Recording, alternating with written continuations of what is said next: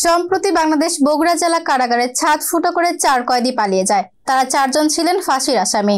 এ নিয়ে তোলপাড় সৃষ্টি হয়। পরে অবশ্য তাদের 4 জনকে গ্রেপ্তার করা হয়। পালানোর কয়েক ঘন্টার মধ্যে তাদের গ্রেপ্তার করা হয়। এবার পাকিস্তানের একটি কারাগারের টয়লেট ভেঙে বিচারাধীন 3 জন কয়েদি পালিয়ে গেছেন। এ নিয়ে মাত্র কয়েকদিনের মধ্যে দেশটিতে দ্বিতীয়বারের মতো জেল পালানোর ঘটনা ঘটল। দুকি থানায় এসএইচ ও জলিল আহমেদ মারি জানান, ডাকাতি ও খুন সহ গুরুতর অপরাধে অভিযুক্ত 3 জন কয়েদি টয়লেটের ভেন্টিলেটর ভেঙে দুকির কারাগার থেকে পালিয়ে গেছেন। এই কারাগারে রাখা 13 জন বিচারাধীন কয়েদিকে সকালে টয়লেট ব্যবহার করার অনুমতি দেওয়া হয়। তখন ওই 3 জন পালিয়ে যায়। তিনি জানান, জেল পালানো কয়েদিরা হলেন আসমাতুল্লাহ, আব্দুল কবির ও মোহাম্মদ সাদিক। তাদের ধরতে ইতোমধ্যে তল্লাশি অভিযান শুরু হয়েছে। এর আগে গত রোববার মৃত্যুদণ্ডপ্রাপ্ত 6 জন সহ 19 কয়েদি আজাদ কাশ্মীরের রাওলাকোটের একটি কারাগার থেকে পালিয়ে যান। পালিয়ে যাওয়ার সময় তাদের মধ্যে একজন কয়েদি আহত হয়েছিলেন।